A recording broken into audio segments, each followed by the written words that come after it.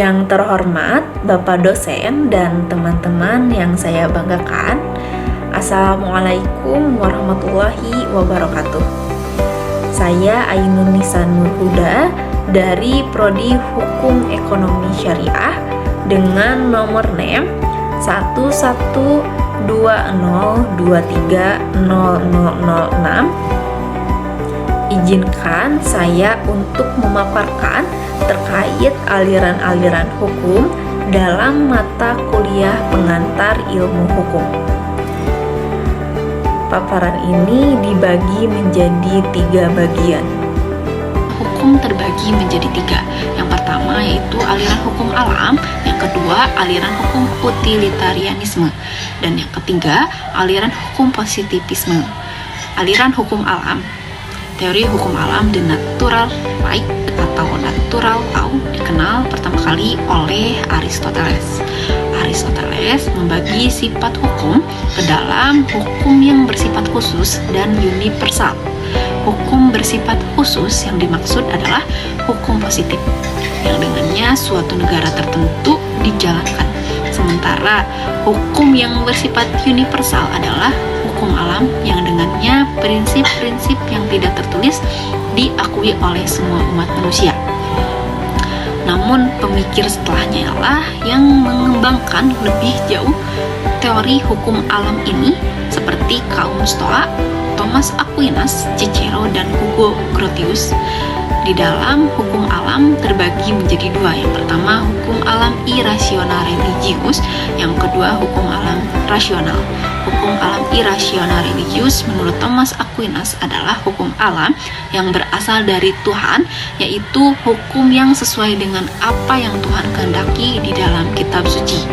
Kitab suci itu adalah hukum alam yang tertuang di dalam skrip tulisan yang kita patuhi sebagai kehendak Tuhan. Hukum ini tidak bisa diubah, dan bagi kita selaku umat muslim adalah kitab suci Al-Quran, yang dimana dalam Al-Quran semua aspek dalam kehidupan, baik aturan hidup, ekonomi, sosial, tercantum di dalamnya. Mazhab hukum alam ini mengajarkan bahwasannya ketika kita hidup harus mengetahui mana yang baik, mana perilaku yang buruk, lalu hindari sesuatu yang merugikan kita. Yang kedua yaitu rasional.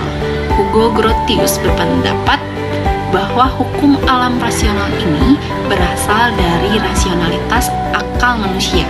Artinya, hukum alam itu tidak semata-mata mengikuti mutlak yang Tuhan kehendaki. Tetapi pada dasarnya Tuhan telah memberikan akal kepada manusia untuk bisa memilah mana yang benar, mana yang salah, memilah mana yang baik dan mana yang buruk. Artinya, akal menjadi hal penting untuk menentukan mana yang benar dan mana yang salah. Lalu, Thomas Aquinas membagi hukum alam irasional ke dalam 4 bagian. Yang pertama yaitu lex aeterna, kedua lex divina, yang ketiga lex naturalis, dan yang keempat lex positif. Lex aeterna adalah hukum kehendak Tuhan yang tidak bisa ditangkap oleh panca indera manusia. Contoh sederhananya, kita tidak bisa membayangkan atau memikirkan apa yang akan terjadi dengan kehendak Tuhan. Tuhan bekerja dengan penuh kerahasiaan. Contohnya, kita tidak tahu kapan kita mati. Kita hanya menjalankan apa yang Tuhan kehendaki. Lalu kedua, lex divina adalah hukum kehendak Tuhan yang masih dapat diterima, ditangkap oleh panca indera kita sendiri. Nah, contohnya ketika kita melihat matahari terbit dari timur ke barat. Dan yang ketiga yaitu lex naturalis. Nah, lex naturalis adalah hukum alam yang merupakan penjelmaan lex aeterna ke dalam rasio manusia. Contohnya kita menyadari bahwa di dalam tubuh kita ada kehendak Tuhan, yaitu akal, ruh yang tidak bisa ditolak oleh kita. Dan yang keempat adalah lex positif. Lex positif adalah hukum kehendak Tuhan yang diterapkan di dalam kehidupan manusia secara konkret dalam bentuk putusan putusan-putusan pengadilan dan undang-undang. Contohnya, putusan pengadilan tidak boleh bertentangan dengan kehendak Tuhan, yaitu suatu keadilan. Hukum alam ini mengajarkan kepada kita mana yang baik, mana yang benar. Bonum est patiendum, malum est pitandum. Semua orang mengetahui dasar moral, yang baik harus dilakukan, yang jahat harus dihindari. Thomas Aquinas berpendapat negara adalah bentuk sekumpulan manusia yang sempurna, societas perfecta, bahwa negara harus ada dan dibangun karena manusia hidup dengan nilai-nilai norma yang telah Tuhan kehendaki. Lalu masuk ke dalam aliran utilitarianisme.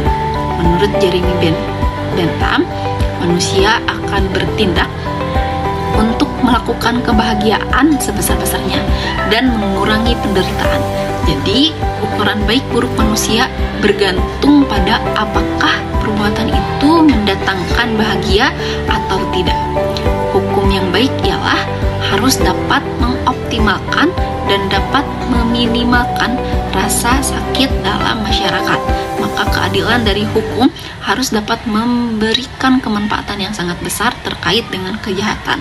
Maka berat tidaknya pelanggaran ialah diukur dari seberapa besar kesusahan dan kerugian yang diderita oleh masyarakat.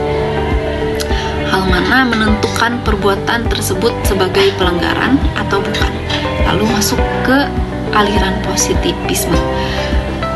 Aliran positivisme lahir dari hukum alam yang merupakan bentuk reaksi dari hukum alam. Positivisme menolak gagasan-gagasan hukum alam seperti peran eksistensi Tuhan yang mengatur dan mengendalikan manusia secara ketat.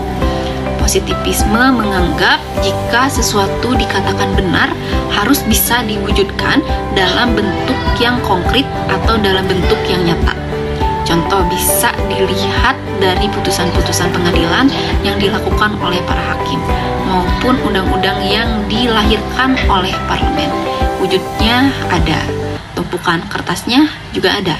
Nah, di situ kita bisa melihat hadirnya penegak aparat hukum, yaitu polisi dan jaksa. Kita bisa melihat itulah yang dinamakan hukum.